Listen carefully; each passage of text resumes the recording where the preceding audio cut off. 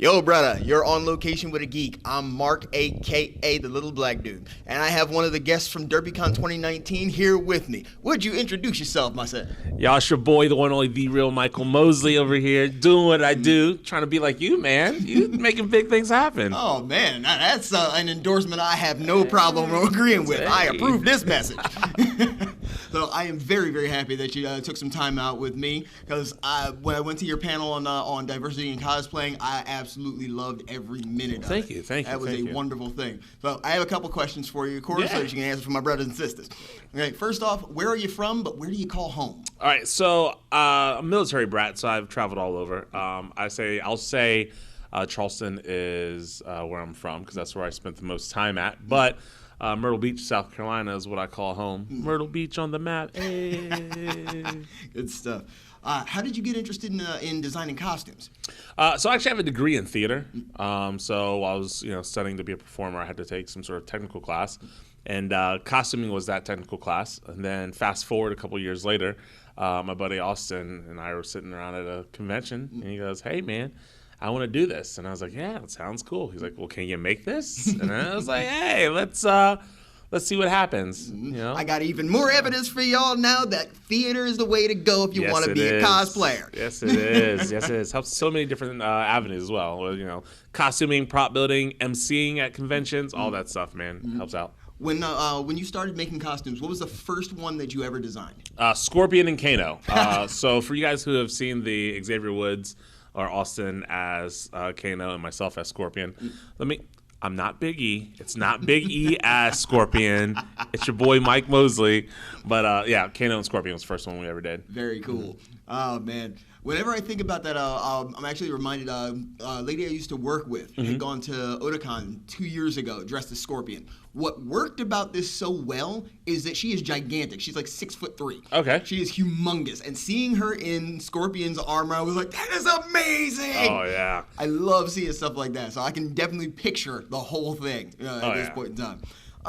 Okay. I always like asking questions like this, especially of cosplayers.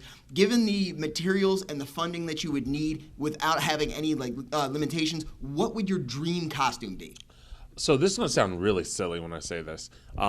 The costume, I always say it's the last costume I'll ever build, because the pinnacle of costuming for me is actually Tuxedo Mask from Sailor Moon. And I know that sounds silly because it's not a big build. Because that's freaking hilarious, honestly. But it was my big introduction into, we'll call it the nerd community with Sailor Moon, and I just love Tuxedo Mask. So that would be one of them. For the sakes of the show, though, definitely would be a Gundam. I'd make some sort of sick Gundam, I don't know, with parts that move and maybe even really flies. That would be pretty awesome, but Fiora the Tank Girl would come in and say, no. Who knows? Well, we'll see. Give it a couple of years. Technology. Yeah. What is your current favorite costume? So I have two. The Winifred Sanderson from Hocus Pocus. Which, if you haven't seen it, is awesome. It's my big one, which is really silly because I did this whole series called Cosplay on a Budget. Where I talk about, November 1st is the most important day of the year, right? And I always tell everyone that comes to one of my panels, the reason why is everything from Halloween goes on sale. That's true. 50, 75% off. So we're walking through this costume shop, and I walk up and I see it, and it was $4. This costume was $4. So I'm like, man, if I could only find the wig. Well, there's the wig for $2. So I'm like, yeah, okay, I'm going to get it. And I picked it up and just kind of had it in the closet for about 2 years. And then one day I was like, oh, I got to put something out for Halloween. I'll do this. It's silly. It's quick. Next thing you know, Reddit, 50,000 upvotes. And all of a sudden everyone's like, oh, did you see this guy in the Sanderson sister? And I was like, oh. So the War Machine I built by hand wasn't impressive, but the Sanderson sister's the one that does it. But anyways, so that's one of my favorites. It gives certain freedom and creativity to be somebody other than myself, so it's a lot of fun. Yeah, it shows a lot of boldness as well, because there's a lot of people who want to do costumes like that and say, oh, well, because I don't look like the character, or somebody will say something mean about it, or somebody will make fun of me, they won't do it. But the fact that not only do you do it, you rock it. That is amazing to me. The other one is, and this one hasn't been debuted yet, so you guys getting first scoops. We getting behind the scenes now. The best My Hero character, first of all, is not Deku. Completely pointless. Just saying. Cries a lot. I don't know what's going on with Deku. But it's Ida, Ingenium. And that's one of the cosplays I've been working on for the last little bit, and and I've just been waiting for the right time, right convention to debut it. And I don't know when the time is. I've sat and I've looked at the costume as I'm, working on other things, and I keep, the right one will be there. This is one of those costumes you put lots of time, lots of effort into it, and I don't know what cosplay convention is going to be, which anime convention is going to be, but one of these conventions you're going to see my Ingenium, and it's good. It's fun. It's nice. Well, I'm hopefully going to be at the convention you decide to wear it at. Absolutely. And if I'm not, I want to make sure I get pictures of it at the very least and be like, yo, this is what we was talking about. This is it. Oh, man. If you weren't involved in the cosplay community or costume design, what kind of work would you be doing? All right, so I actually own a business that does kind of cosplay stuff on the side. So if I wasn't doing any of that stuff and I had to pick something different, honestly, I'd be a chef. I love food, everything about food. I love trying different things and trying the different, combining things that shouldn't go together. Like, jalapenos, cream cheese, and pineapple. Let's see what happens, just trying different things. So, and I just love just the culture of food, how it can, unite people. It's a good way. You think about when people are talking about, things that happen in their day, it's usually over food. You ask your friends, can I meet you over lunch or meet you over coffee? So it's always that food element. So definitely a chef. That's actually another good cosplay. Let him be Raekwon the chef up in here. Oh, Wu-Tang forever. I ain't got no problem with it. When you have interviews, because you told me you've been interviewed a lot. Yes. What question are you asked most often? How to pronounce my name. That sounds silly, but it's Mikal, M-I-K-A-L. And the other one is to talk about my time designing for wrestlers. So before I started doing the cosplay stuff, I was actually a professional wrestler, and that's where I met my current best friend. And just getting a chance to go in and design things on a different level, to see my work on WrestleMania or some of these other bigger pay-per-views by other companies. Just to kind of dive into that, and it's a really cool experience. It's I've been blessed to get to see a lot of places and go do a lot of things because of cosplay. The biggest gripe I ever hear when I'm talking to people and hearing them say this, especially to young kids, you can't make cosplay a career. There's no money in it. And I go, don't listen to them. Listen to them about everything else. Don't listen about that. But anyway, so designing for wrestlers, and it's a cool experience. It's a different experience. Yeah, a lot of fun. Oh my God, just picturing that honestly is one of those things that blows my mind, because I remember being 7, 8 years old and watching the Ultimate Warrior, Macho Man Randy Savage, Hulk Hogan, and the Road Warriors, and I'm like, I wonder who makes this stuff. Because to me, it was mind-blowing to see these kind of things. Right. And then seeing a lot of the newer wrestlers, like the New Day, for example. Right. I'm not as big as I used to be into wrestling, but when I first came across the New Day, I was like, okay, what is the deal with these guys? I don't know where to get their clothes, but this is pretty cool. So let me say this. Robert, who does gear for Main Event Gear, does most of their gear stuff. And he is amazingly talented and one of the easiest guys to work with. So when we have a costume we're doing, like say we're doing the Red Lantern cosplay that we did a couple years ago for, I think they did maybe SummerSlam. He calls me, he sends me his designs, and we talk back and forth, and we talk about everything from the shades of red that he's using to shades of red I'm using, and it's just such a smooth guy to work with. So he does a lot of their gear. Also, shout out to the actual the WWE staff that they have, Sarat, Julie, Terry. These guys are the creme de la creme of costume builders.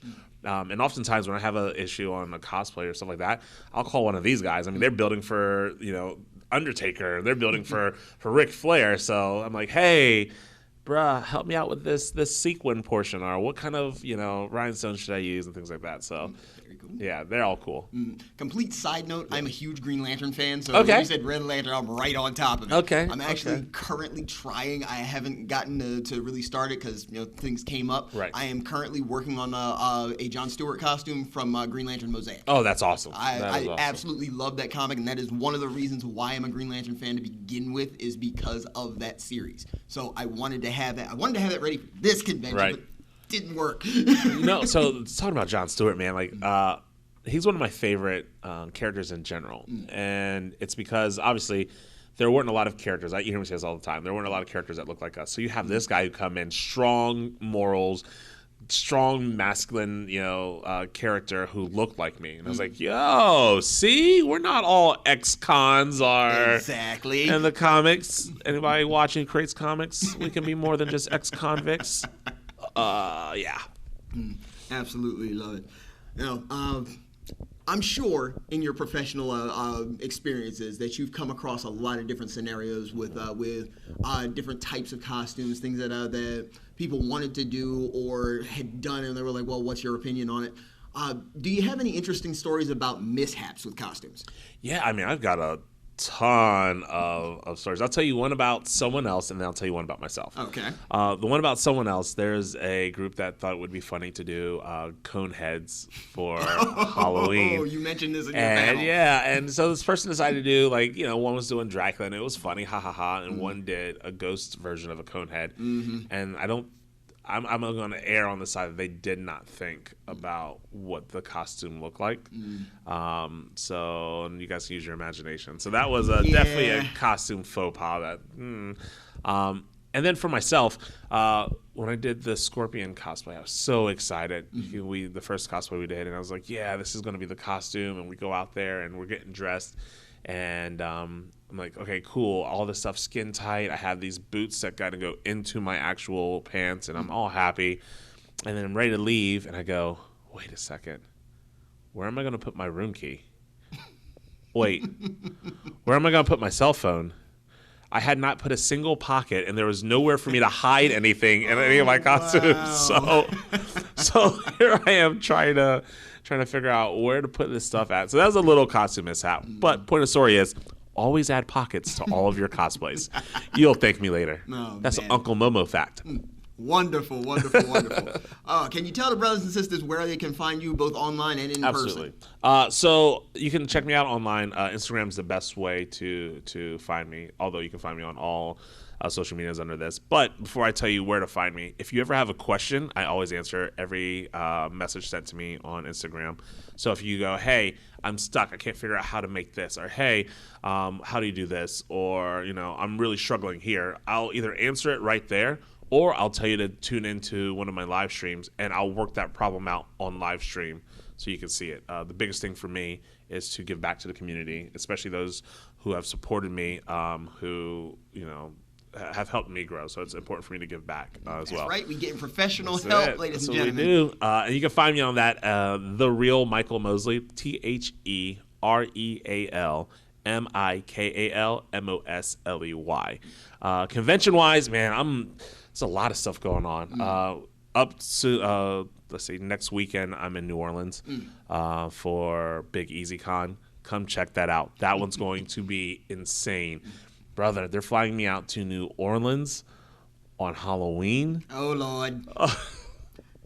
There's going to be all kinds of craziness going on. You'll see the pictures. 100% believe it. And I can tell you this, like a little sneak peek. Is this going to be out before New Orleans? Okay, good. I'm doing some costumes with the New Day for New Orleans.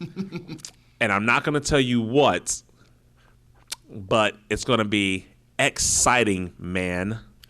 You get that? You get that? I got that. That's going to be exciting, man. It's going to be good. Oh, my goodness. I'm getting all kinds of exclusives here now. You'll like it. It's going to be good. Oh, man. I cannot stress enough how much I appreciate you sitting with me today. Oh, it's my pleasure. I really, really appreciate it because it's something that makes a big difference to me that someone like yourself has gotten to an amazing place and still has time to sit and talk with a little YouTuber like me. Stop it, dude. I like this stuff, man. This is more fun. And seeing what you're creating, too. I mean, number one, you're giving a voice, which is huge. And everyone that's out there, y'all share this. Share this. Tell your friends about it. Let them know. Subscribe. Hit the subscribe button. It's right over that way. This is the stuff, though, that helps build the community, right? Like, we, as a community, have to look out for each other in all aspects. However you take the word community, we have to look out for each other and help each other grow. And you're, taking your time, going on a limb to do something positive and promote such an awesome thing, y'all subscribe. Tell your friends. Tell your family. Tell your friends' family. Tell everybody. Hit that subscribe button. That's an endorsement right there. Subscribe. Yeah. So. Oh, man. The one thing that I always do to end every one of my videos, anytime that I do an appearance, I always tell people to be proud of who they are, what it is that they do. That's the number one thing for me. That's been my motto since I started. Like my 4th video, I started saying it. So until next time, put your fist up with me. Stay geek and proud. Hey.